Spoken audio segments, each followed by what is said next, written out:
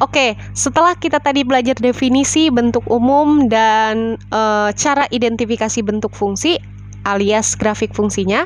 Nah, sekarang kita belajar nih, gimana caranya kita menggambar grafik ya.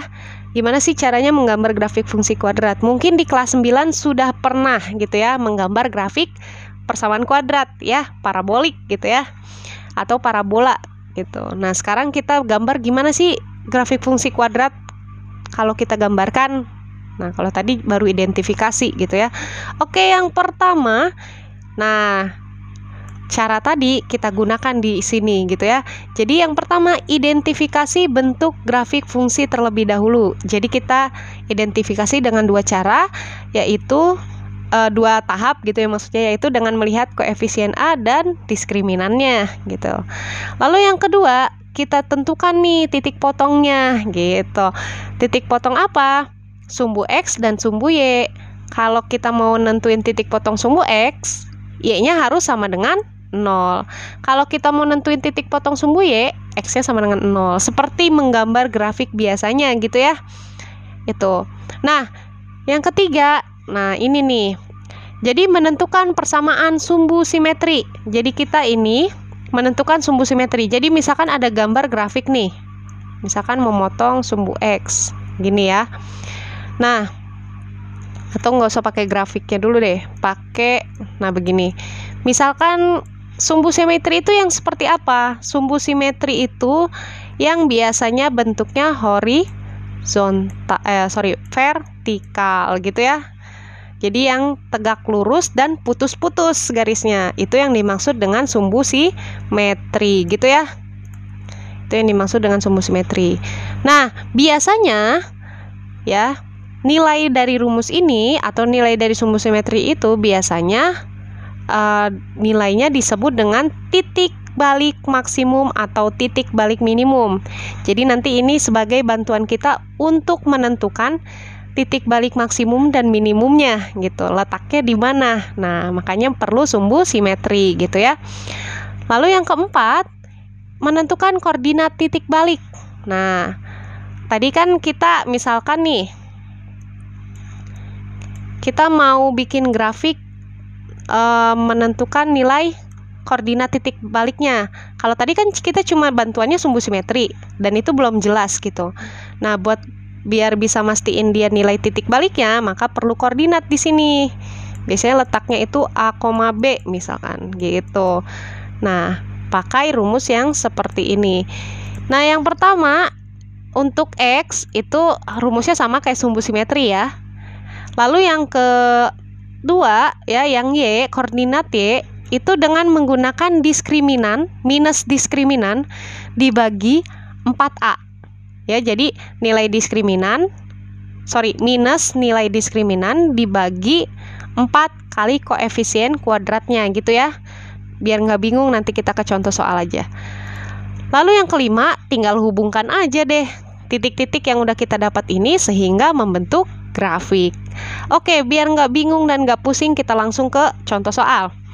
Nah, soalnya seperti ini. Nah, biasanya kayak gini nih. Diketahui fungsinya pemetaannya dari bilangan real ke bilangan real. Nah, fungsinya ya fx atau y ya sama aja ditulisnya. Saya tulis semuanya nih. Fx sama dengan x kuadrat min 2x min 8. Gambarlah grafik fungsi tersebut.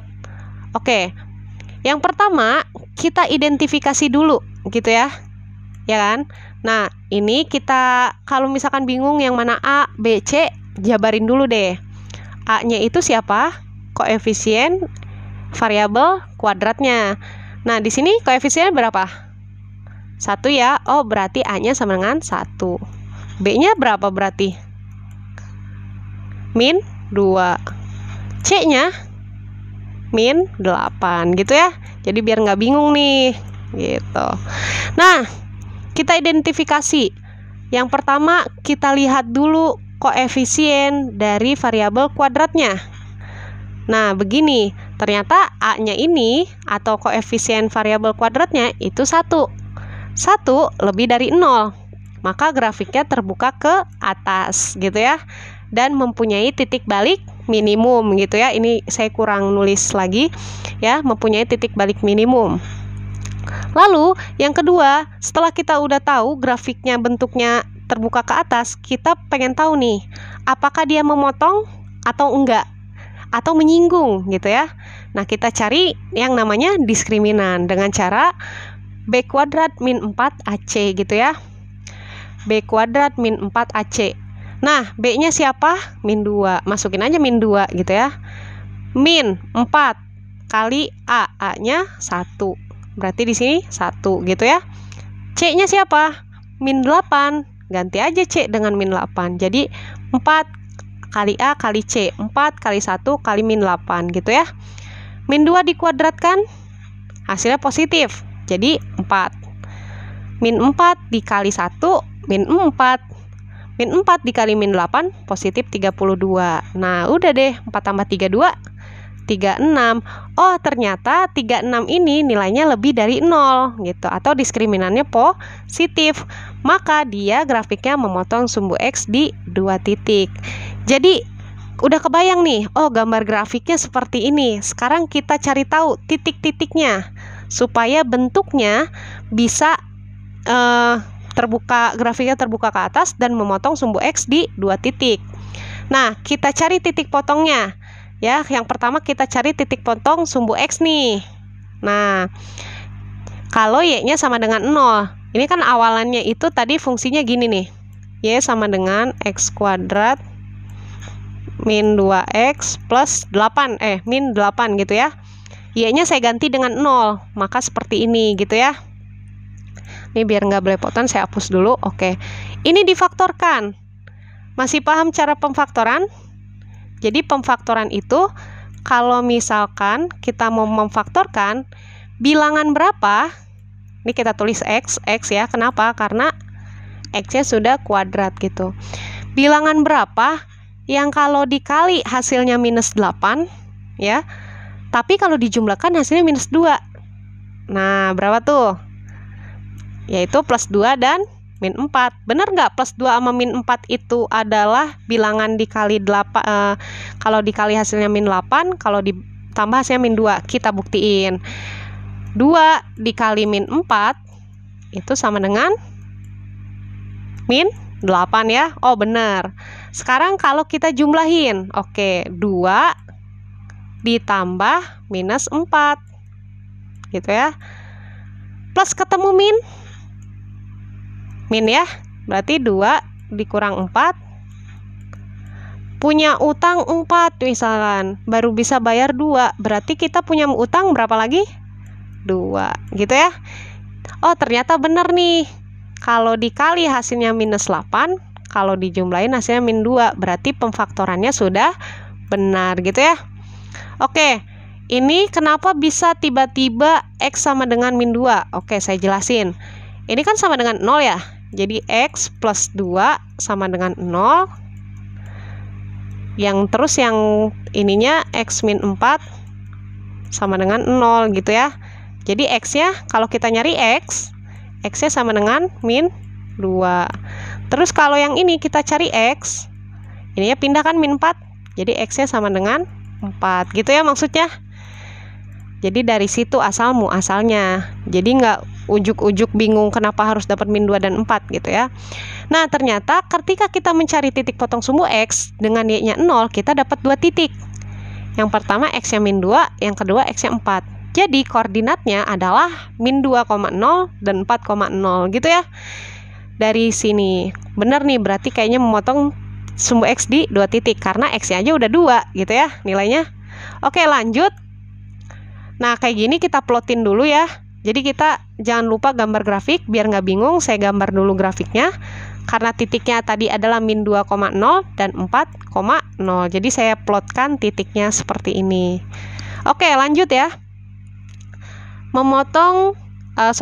Kita cari titik potong sumbu Y jika X-nya sama dengan 0. Jadi tadi kan fungsinya adalah Y sama dengan X kuadrat min 2X min 8. Nah, X-nya kita ganti semuanya dengan 0 karena kita mau cari nilai titik potong sumbu Y. kita ganti nih semua dengan 0. Set, 0. 0 kuadrat 0. 2 kali 0 0. Ya udah 0 kurang 0 ya 0. Sisa min 8. 0 kurang 8 ya min 8. Oh, ternyata Y-nya itu nilainya min 8. Sehingga grafik memotong sumbu Y atau titik potong sumbu Y itu berada di koordinat 0, min 8. Gitu ya. Gampang lah. Nah, tadi saya udah ngeplot di min 2,0 dan 4,0. Nah, karena udah dapet Y-nya nih. Y-nya adalah 0, min 8, berarti di sini. Gitu ya. Itu maksudnya. Jadi saya gambar satu persatu seperti ini supaya paham cara menggambar grafiknya. Ya. Waduh, soalnya baru muncul. Oke. Sekarang yang ketiga. Yang ketiga tadi apa? Sumbu simetrinya, gitu ya. Kita mencari sumbu simetri dengan cara ini, X sama dengan min B per 2A, gitu ya. Min B per 2A, ya. Oke, B-nya tadi siapa? B-nya adalah min 2, A-nya 1, ya. Gitu. Berarti B-nya kita masukin, B-nya kan min 2. Terus ini 2 dikali A. A-nya koefisiennya di sini adalah 1. Berarti min 2 per 2 kali 1. Atau sama aja min 2. 2 kali 1, 2 ya. Nah, ini ada 2 tanda nih. Kalau min ketemu min hasilnya apa? Min ketemu min, negatif ketemu negatif, positif gitu ya. Jadi nilainya 2 per 2. Nah, 2 bagi 2 bisa dibagi. Bisa, berarti berapa? 1 gitu ya. Oke, jadi hasilnya sumbu simetrinya 1. Nah, sumbu simetri itu yang tadi saya udah sebutin. Dia garis vertikal ya. Seperti ini. Jadi karena sumbu simetrinya di 1, jadi kita tarik garis di 1 begini gitu ya. Itu yang dimaksud dengan sumbu simetri. Buat apa sumbu simetri ini? Buat menentukan di mana letak titik balik minimumnya supaya simetris gitu ya. Namanya juga simetri, ya pasti simetris gitu ya. Oke, yang keempat, langkah keempat kita menentukan koordinat titik balik minimum. Nah, caranya adalah yang pertama, kalau sumbu X itu kayak persamaan sumbu simetri ya, min B per 2A, yang Y-nya min D per 4A gitu ya. Oke, min B per 2A tadi kita udah dapat sumbu simetrinya adalah 1 gitu ya. Jadi kita tulis aja langsung di sini 1. Nah, 36 ini dari mana? Tadi kan kita udah identifikasi diskriminan kan sebelumnya? Iya enggak? Ternyata diskriminan yang kita dapat itu adalah 36 gitu ya, positif. Nah, ya udah tinggal masukkan aja. Diskriminannya 36. A-nya 1. Oke, berarti di sini minus 36. 4 kali 1 4 gitu ya. 36 bagi 4 berapa sih? Atau perkalian berapa yang dikalikan 4 hasilnya 36? 9 gitu ya. Oh iya, ada minusnya, jangan lupa. Berarti di sini minus 9 gitu ya. Gampang. Udah deh, 1, minus 9. Oh, ternyata koordinat titik balik minimumnya 1, min 9. Kita plotkan ya. Nah, seperti ini. Nah, koordinat titik balik itu biasanya berada terletak di sumbu simetri dan di titik Y yang lain. Makanya di sini koordinat titik balik. Jadi nanti grafiknya titik baliknya ada di sini gitu ya. Nah, gambarnya seperti apa? Yang terakhir kan menghubungkan dengan kurva mulus. Jadi begini, hubungkan titik-titik ini dengan kurva mulus. Nah, seperti ini, set gitu ya. Gitu, atau saya ulangin. Jadi hubungkan dengan kurva mulus. Ini yang kelima ya, tahap kelima. Jadi saya gambar di sini dulu. Set. Nah, ini kan titik balik nih. Nah, titik balik baru kita ke arah positif lagi. Nah, ini kurvanya. Jadi benar ya yang diidentifikasi di tahap pertama. Kalau misalkan dia tuh titik memotong sumbu X dan kurvanya terbuka ke atas. Nah, ini yang kelima. Seperti ini gitu ya. Jadi ini titik balik minimumnya di sini gitu ya, dari koordinat titik balik yang sudah kita dapat. Oke, itu untuk contoh soal menggambar grafik fungsi kuadrat. Next, kita lanjut ke soal setelah ini ya.